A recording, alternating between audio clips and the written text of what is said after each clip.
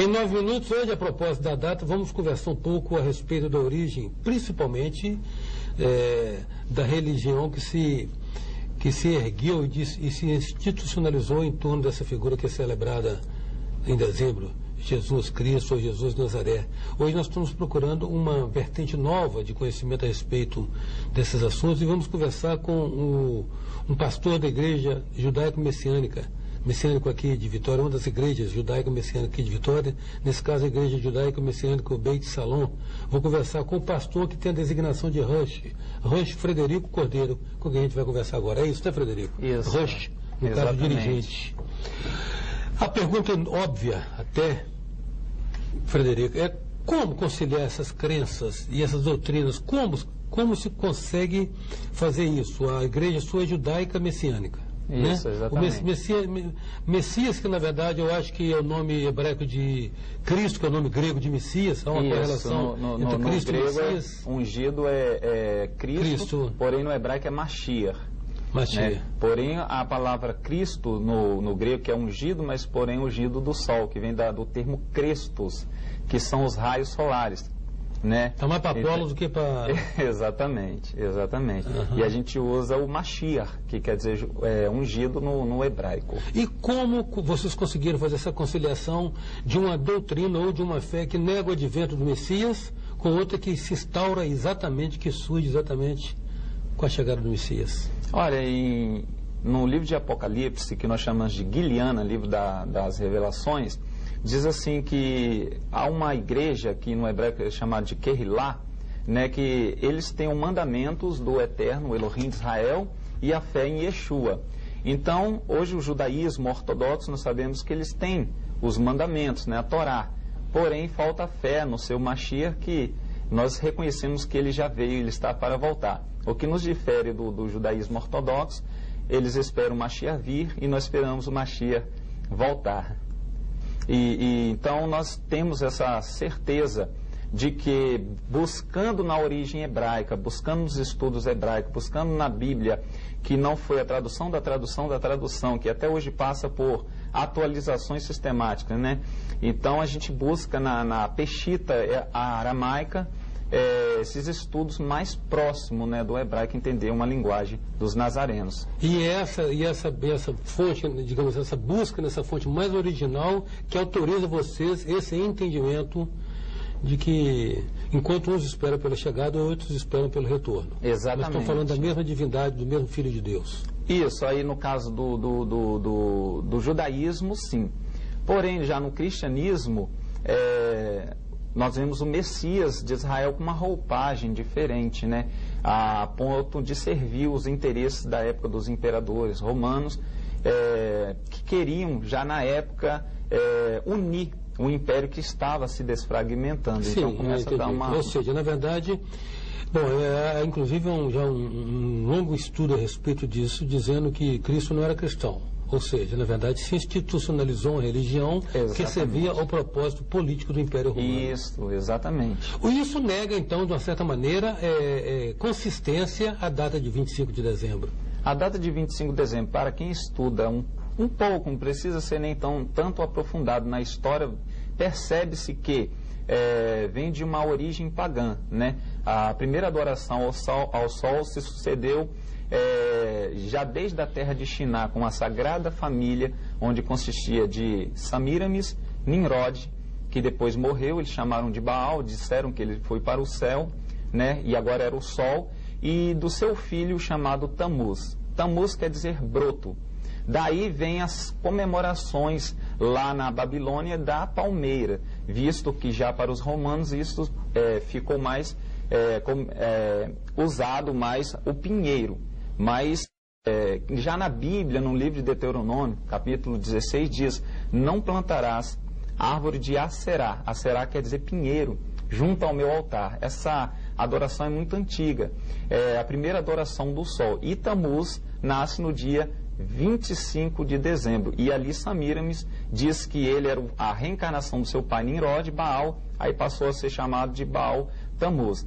E por ser dia 25 de dezembro e por a ocasião de, no solstício de inverno, eles acharem que o sol morria no dia 21 e ressuscitava após 3 dias, no dia 25. Que é o tempo que o Sol está mais distante da Terra. Exatamente. Né? Então, depois da confusão das línguas na Torre de Babel, cada país, cada povo começou a adorar o seu sol com uma língua diferente, mas a data do seu nascimento é a mesma. Aí, Ra, para os egípcios, dia 25 de dezembro. Também temos Tammuz, né?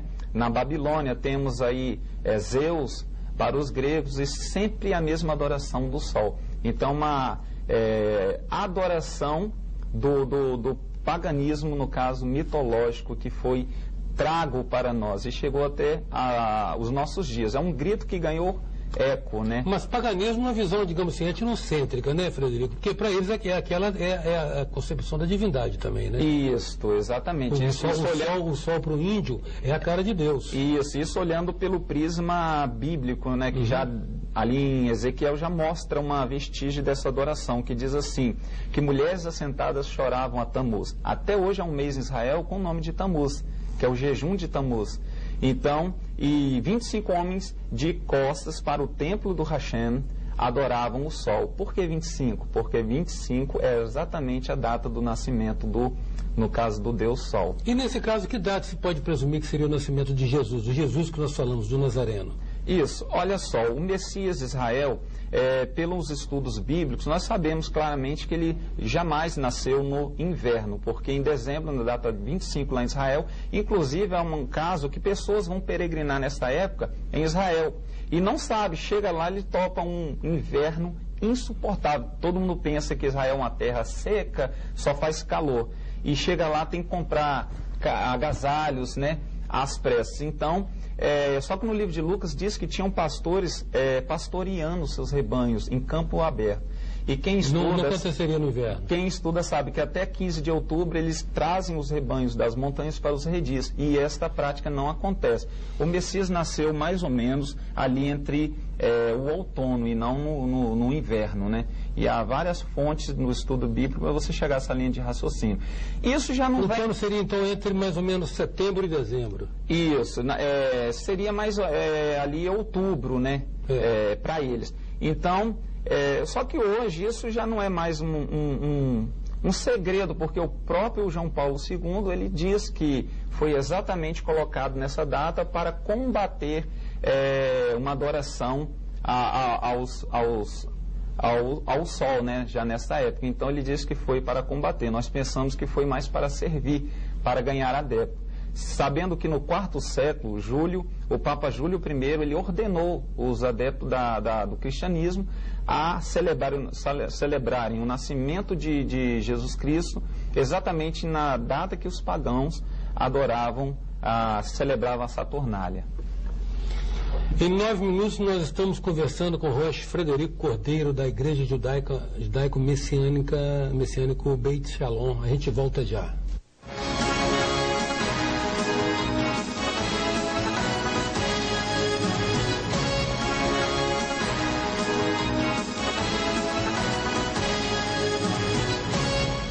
Voltamos com 9 minutos, que traz hoje o Rosh Frederico Cordeiro, da Igreja Judaico-Messiânico Beit Shalom. Então nós tivemos aí o mitraísmo. O que tem de elementos do mitraísmo nessa fé que hoje a gente tem como cristã? O mitraísmo, Mitra era o sol, né? Para a religião do Constantino. Inclusive Constantino, sendo um imperador pagão, ele regeu, né, um concílio da cristandade, exatamente, ali para discutir alguns fatores. Então, Constantino, ele pega a mão do judaísmo messiânico, né, e ergue o seu braço no abismo e pega a mão do mitraísmo e faz ali um casamento. Aí nasce o cristianismo. Fato que poucas pessoas sabem, né, como que surgiu. Ficou achando, atribuindo a Cristo o cristianismo. Exatamente. Porém, esse termo Cristo, ele vem de uma raiz da adoração do sol, né? Cresta, que nós herdamos aí a crista, né, dos galos, né? Vem tudo, é uma origem das palavras aí. Bom, mas a partir daí, veja bem, nós temos uma situação que Roma se outorga o monopólio da fé cristã. Não é isso? Isso. E aí também começa uma série de... E como em Roma eram os Estados Unidos da época, exatamente, essa fé dita cristã se internacionaliza e avassala o mundo inteiro, né? Olha, Roma continua sendo um império. No mundo espiritual é um império, né? E as igrejas evangélicas nada é mais do que filhas de Roma, porque ali, através do Martin Luther, né? Martinho Lutero, há ali uma reforma. Então, as igrejas evangélicas é uma reforma de Roma. Porém, nunca foi a visão de Martinho Lutero reformar, né? Ele queria, ele não queria sair de Roma. Ele queria ali restaurar Roma, né? A integridade, então, um pouco da integridade da fé. Exata. Né? Então, hoje você vê que o cristianismo hoje é uma coisa só, tanto o evangélico, vamos dizer o módulo A e o módulo B, mas tudo é o cristianismo, e eles que foram realmente o fundador mesmo. Roma foi o fundador do cristianismo. Né? E a data máxima do cristianismo hoje é o Natal, né? Natal vem da expressão Natalis Solis Invicto, né? Nascimento do Sol Invencível, que era o Sol adorado por Constantino, o Mitra. A ideia das árvores de pinheiro, então essa adoração já no antigo, eles enfeitavam as suas árvores e pegavam cabeças de crianças recém-nascidas e ofertava ali, pendurava. Aí vem essa ideia das bolas de Natal. Nada vem por acaso ou surge do nada. Por que hoje se enfeita essas árvores com tantas luzes? Em homenagem ao Deus Sol, né?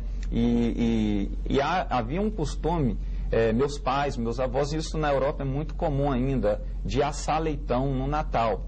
O peru talvez foi porque é mais barato, mais prático, né? Então, mas meus pais, eles contam ainda que todo Natal tinha que se comer um porco, né? Por que um porco? Porque Tammuz foi morto por um javali aos 40 anos. Eles achavam que ele ia ser imortal, né? E a partir de então, na data 25 de dezembro, matava-se um porco. Vingava como se fosse uma forma de vingança a Tammuz.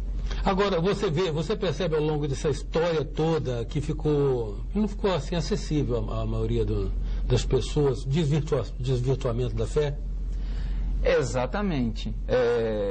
A gente pode notar que o foco da fé, as pessoas comemoram as coisas sem saber. Na verdade, a Bíblia diz que o povo é enganado por falta de conhecimento, não é por falta de milagres ou de prosperidade, tão comum hoje, dois temas falados nas igrejas, mas é por falta de conhecimento.